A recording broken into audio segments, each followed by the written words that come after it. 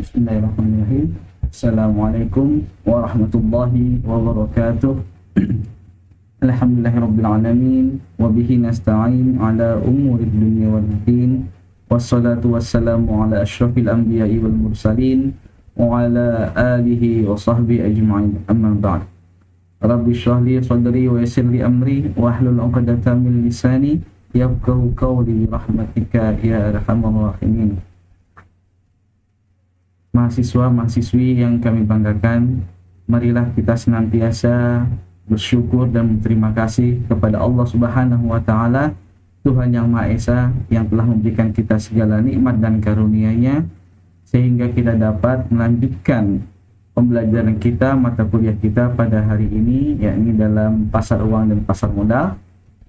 Dan tak lupa senantiasa kita sampaikan sholawat serta salam kepada junjungan kita Nabi besar Muhammad SAW. Atas segala jasanya lah kita dapat menghirup, mendapatkan hidayah, nur iman dan nur Islam.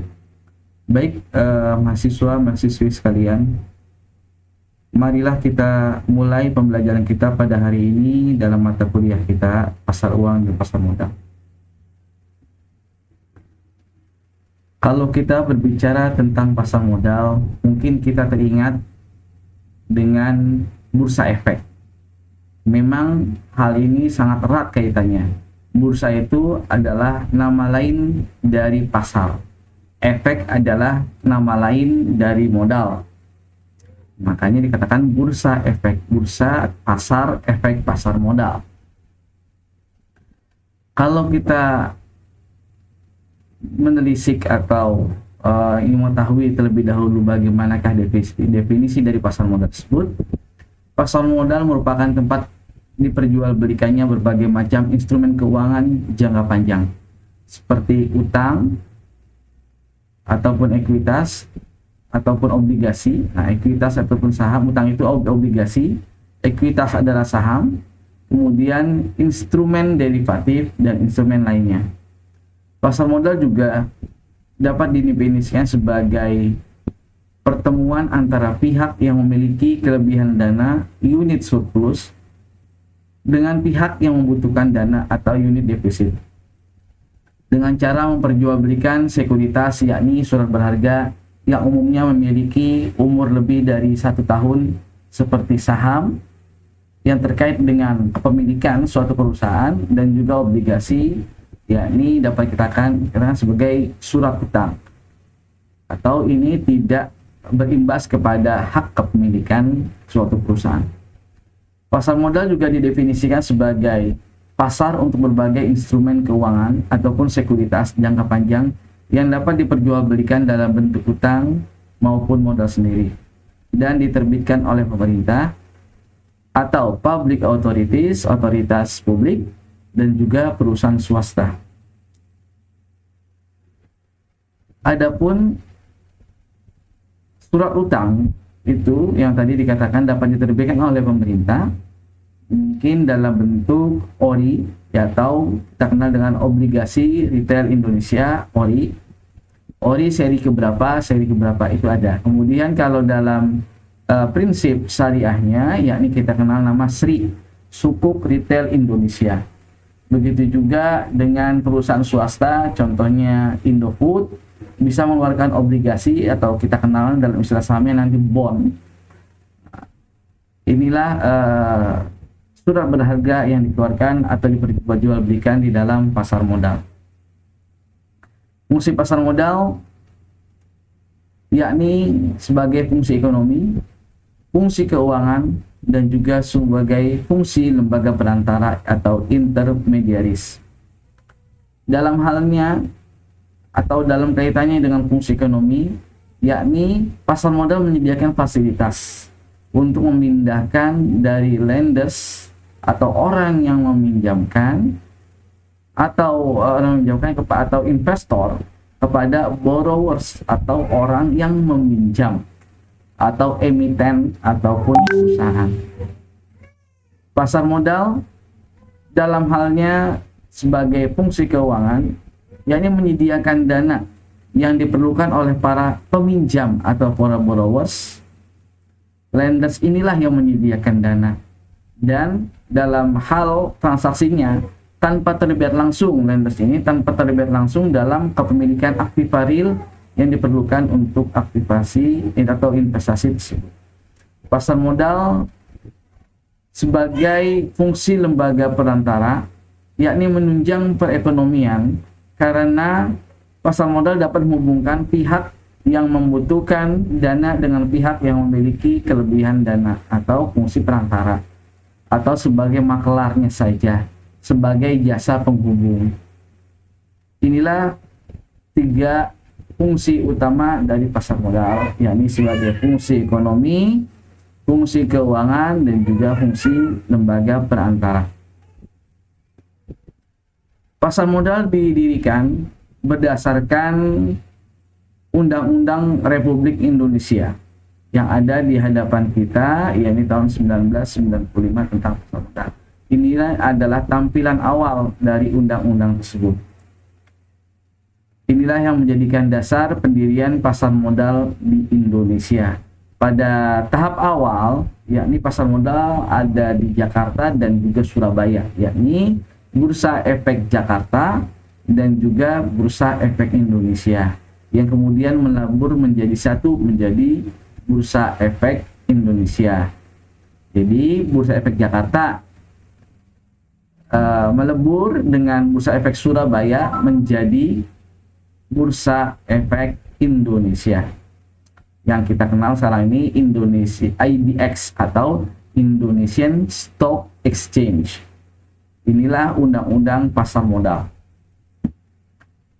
Selain undang-undang tersebut, oleh pemerintah pada saat itu dibuatlah peraturan-peraturan pelaksanaannya. Banyak peraturan yang mendasari tata laksana dari pasar modal tersebut.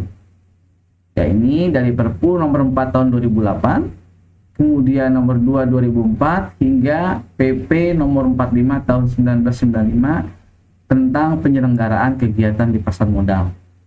Ini adalah peraturan pemerintah di bawah undang-undang. Kemudian dari peraturan pemerintah tersebut diturunkan kembali oleh pelaksanaannya, yakni oleh pembantu presiden atau menteri, berdasarkan peraturan Menteri Keuangan, contohnya tahun 2010, yakni nomor 153 tentang kepemilikan saham dan permodalan perusahaan efek, hingga KMK nomor 646 tentang kepemilikan saham atau unit penyelesaian reksadana oleh pemodal asing. Ini adalah turunan dari peraturan pemerintah. Dikarenakan pasar modal dahulunya sebelum tahun 2013, pasar modal berada di bawah naungan Bapepam LK, Badan Pengawas Pasar Modal dan Lembaga Keuangan, yang pada tahun 2013 Bapepam ini melebur kepada OJK, yakni Otoritas Jasa Keuangan. Aturan dari Bapepam tersebut ternyata masih digunakan oleh OJK, yakni mulai dari 3.A.1 perizinan bursa efek hingga dana jaminan. Ini adalah klasifikasi Bapepam LK yang disusun pada saat itu dan masih digunakan hingga saat ini saat pasar modal di bawah naungan Otoritas Jasa Keuangan. Kemudian aturan lainnya dari Bapepam yang masih digunakan, ya ini terkait dengan bursa efek, kemudian juga lembaga clearing dan penjaminan, lembaga penyimpanan dan penyelesaian, kemudian hingga peraturan-peraturan lainnya. Nah, berdasarkan Undang-Undang OJK tahun 2013 tersebut, OJK mendapatkan amanah untuk menaungi pasar modal, sehingga banyak peraturan yang diterbitkan oleh OJK hingga saat ini, yakni mulai dari POJK nomor 56 itu, POJK.03 garing 2017, hingga POJK tentang pedoman kontrak pengolahan reksadana berbentuk perseroan. Ini adalah peraturan yang dibuat oleh OJK, yakni sebagai otoritas jasa keuangan di Indonesia yang membawahi perbankan dan juga lembaga non-perbankan. Dari POJK tersebut kemudian diturunkan lagi, yakni berdasarkan SE atau Surat Edaran OJK. Banyak aturan yang sudah diterbitkan, dan aturan-aturan ini teman-teman mahasiswa dan mahasiswi dapat mengambil langsung atau mendownload langsung dari website OJK. Ini adalah POJK-nya, mulai dari POJK tentang penerapan prinsip syariah hingga POJK atau kriteria dan penerbitan daftar efek syariah. Ini adalah regulasi pasar modal syariah untuk mengakomodir kebutuhan masyarakat dan keinginan masyarakat untuk bertransaksi pasar modal, namun dengan mempertimbangkan aspek syariahnya, aspek kehalalannya. Salah satu syaratnya yakni pasar modal yang berada di dalam listing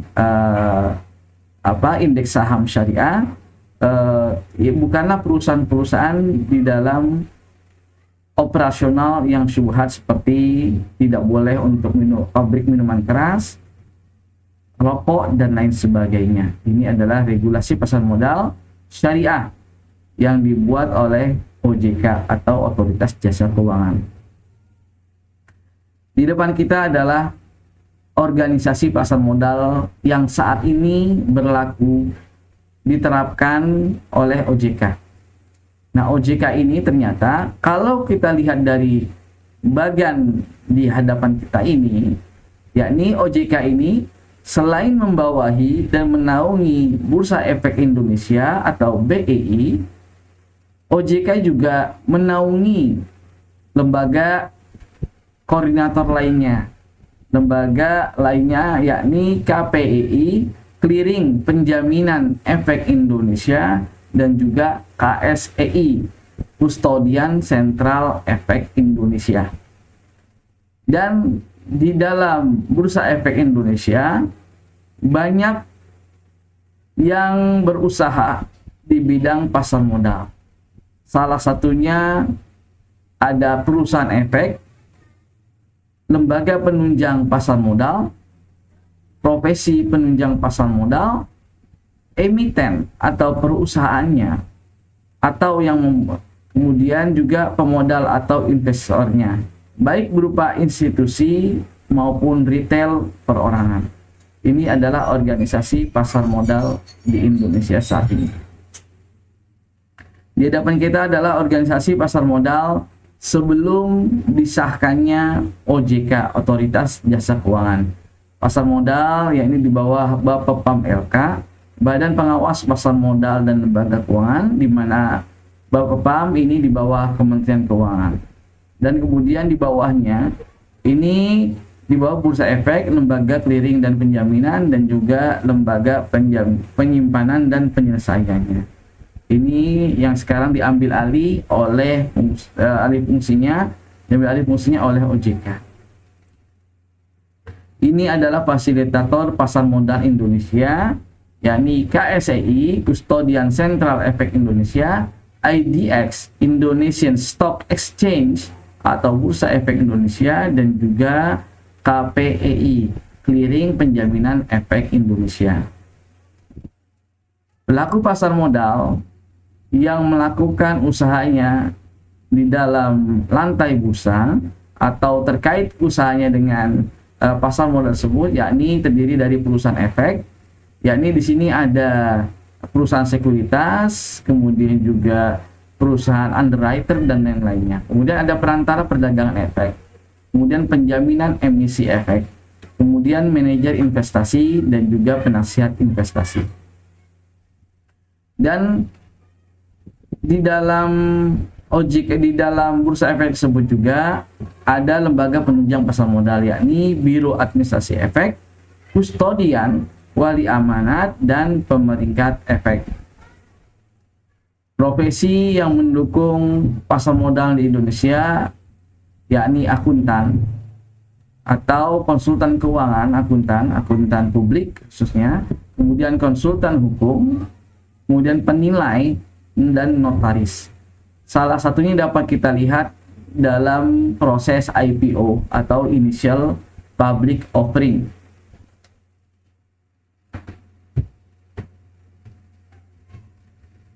IPO, Initial Public Offering. Initial Public Offering atau IPO atau penawaran pasar perdana merupakan penawaran efek atau saham dari perusahaan kepada masyarakat atau publik oleh suatu indikasi penjaminan untuk pertama kalinya sebelum efek atau saham tersebut diperdagangkan di bursa. Di depan kita adalah bagaimanakah proses penawaran umum saham kepada publik dan juga bagaimanakah pencatatan saham di Bursa Efek Indonesia. Yakni mulai dari menunjuk underwriter dan persiapan dokumen, kemudian penyampaian permohonan pencatatan saham ke Bursa Efek Indonesia, penyampaian pencatatan pendaftaran ke OJK. Ini adalah proses awalnya. Kemudian setelah disetujui semua, dilakukanlah penawaran umum saham kepada publik.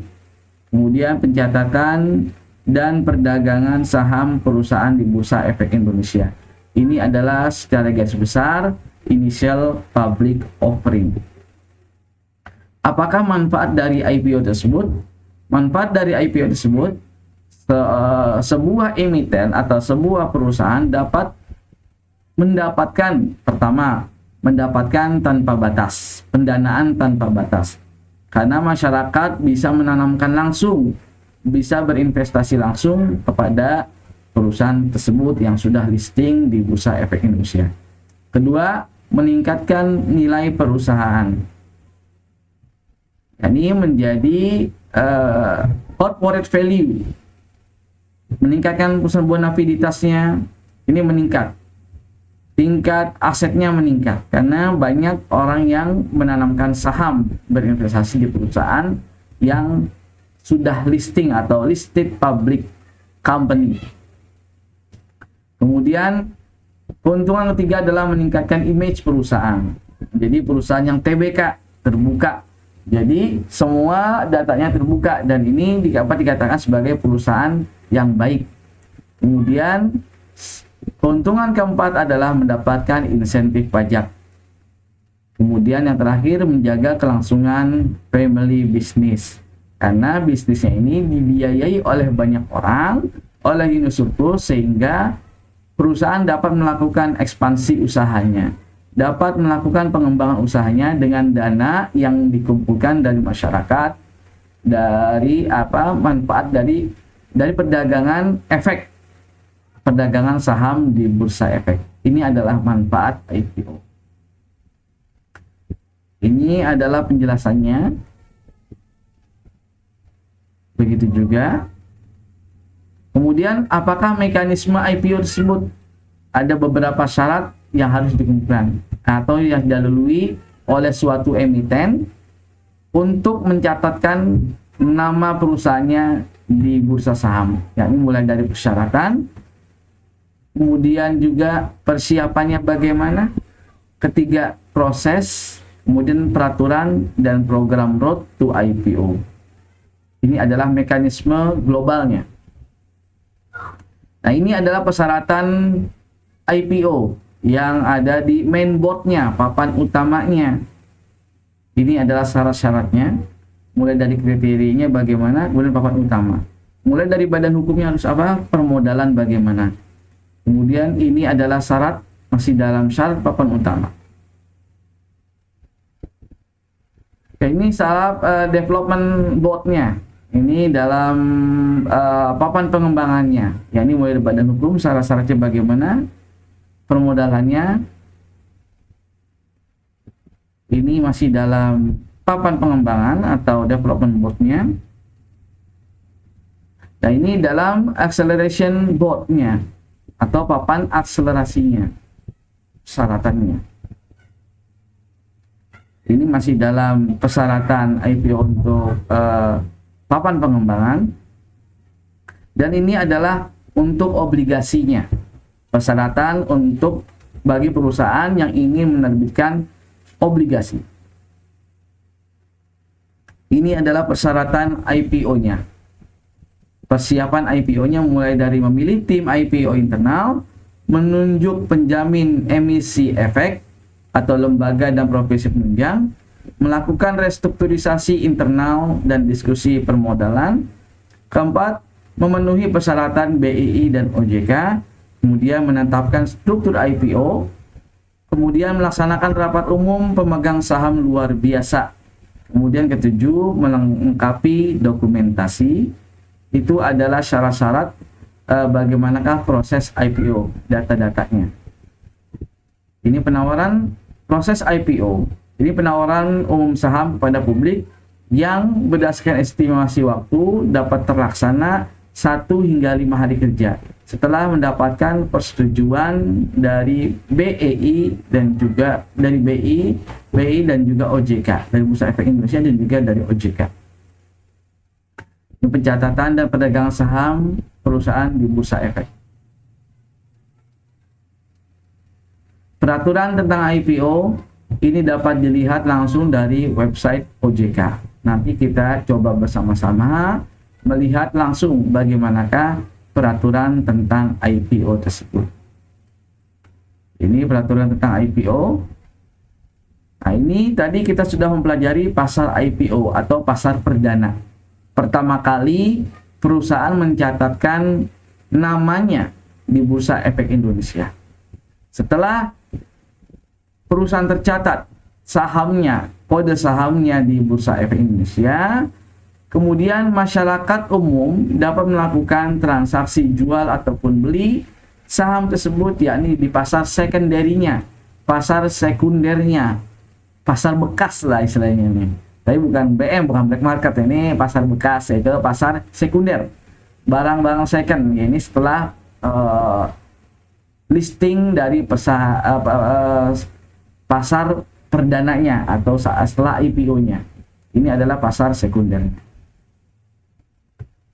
Pasar sekunder adalah pasar di mana efek-efek yang telah dicatatkan di Bursa Efek diperjualbelikan.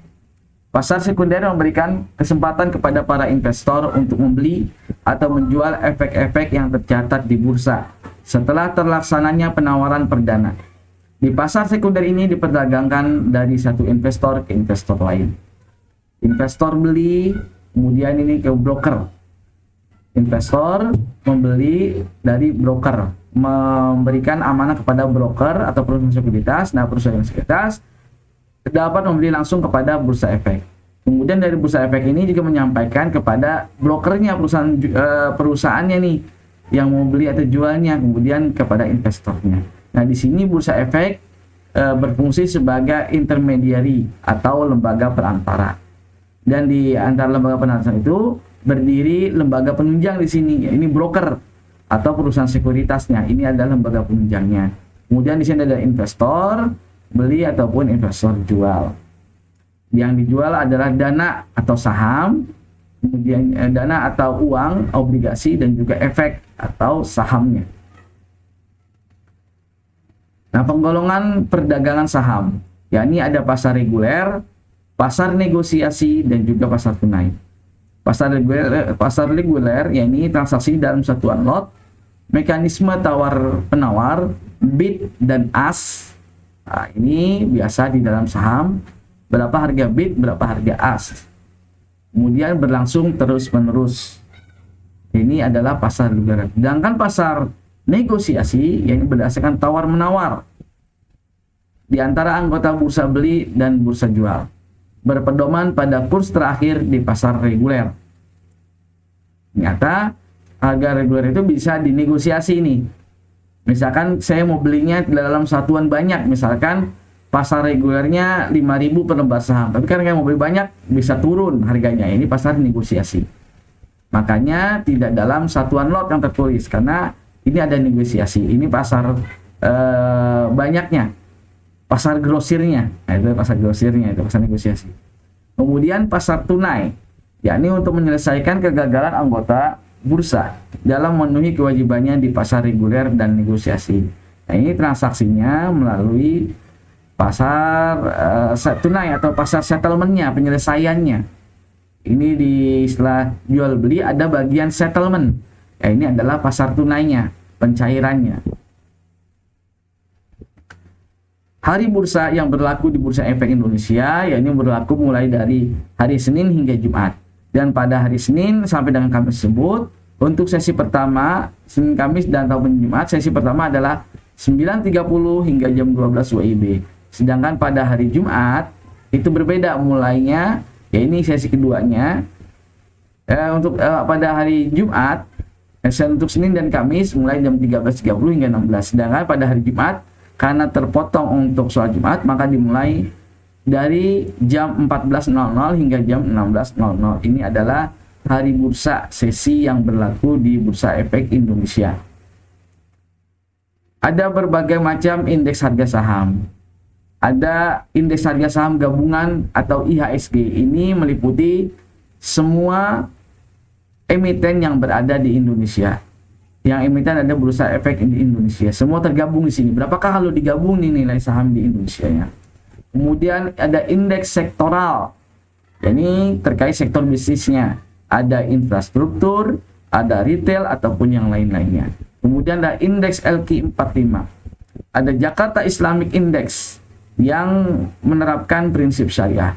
Kemudian ada indeks Kompas 100, ada indeks bisnis 27, indeks Pepindo 25, indeks Tri Kehati, indeks papan utama, indeks papan pengembangan, dan juga indeks individual. Ini ada beberapa indeks harga saham. Bagaimanakah perilaku investor di pasar modal? Investor di pasar modal adalah investor yang beragam karena beberapa aspek seperti motivasi investasi, daya beli terhadap sekuritas, tingkat pengetahuan dan pengalaman investasi, serta perilaku investasinya. Perilaku keuangan merupakan sebuah model yang menekankan implikasi potensial dari faktor psikologis yang mempengaruhi perilaku investor. Perilaku investor sangat dipengaruhi oleh informasi yang diterima. Perilaku investor di pasar modal dapat kita kumpulkan menjadi 5. yakni mulai yang disampaikan, diteorikan oleh Syamni dan juga Natapura. Yang pertama kali adalah informed investor, investor yang memahami semua informasi yang ada di pasar modal. Dia paham, investornya paham banget tentang pasar modal, terinformasi.